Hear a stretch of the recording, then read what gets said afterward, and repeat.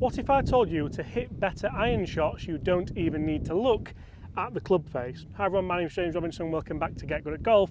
In today's video, that's exactly what we're going to work on. We're going to help you hit straighter iron shots, longer iron shots, and much crisper iron shots. So many people start to think, right, if I'm going to hit good shots, I know my club face needs to stay square throughout the swing. I know it needs to be square at impact. I know that after the shot, it needs to rotate around my body. The problem with that is so many people get too transfixed on that club face. You can't really control the club face without controlling the only part of the club you hopefully have contact with, which is obviously the grip. I like to think that most people have a grip that does have some kind of manufacture in the middle there, or at least has a sight line right in the middle. So as long as you've got a nice neutral grip, or even just a consistent grip, as long as it's strong or weak, but you know what your release pattern's doing there, then it's not going to matter too much. I like to just take a look at where the grip is and then move it around my body, and you'll see that if I just kind of concentrate on where that grip is and moving the handle of the club, I can then start to really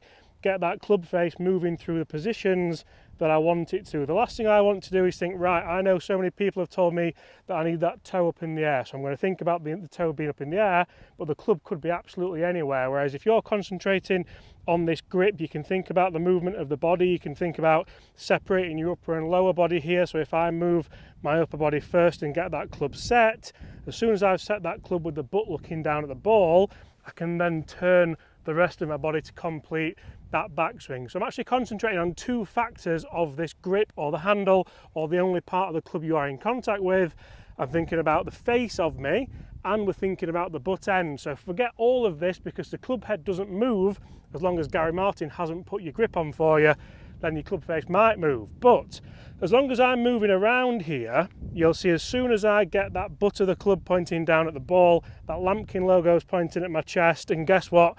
That club is in a lovely position. It could be a tiny bit inside, it could be a tiny bit outside, but the last thing we want is the butt of the club pointing over there, or the butt of the club pointing straight down to the ground. That's going to be too steep, which means you're going to come in steep to the ball. You're probably going to fat it, you're probably going to not get the strike that you want.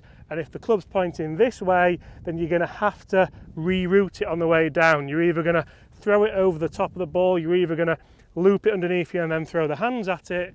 Whereas if that club is in the right place, you can just utilise the body, you don't have to manipulate the club at all, and it's actually really easy, or easier should I say, to use those bigger body parts and just hit nice solid golf shots. You can see here I've got a nice little pre-shot routine where I'm moving that grip around my body, and then from there I can just hit nice strong golf shots. I can take a little divot after the ball and I can hit a lot more greens in regulation. That's a really simple way of controlling your golf club without necessarily thinking about controlling the club face too much. That can work with your irons, it can work with your wedges, it can work with your driver.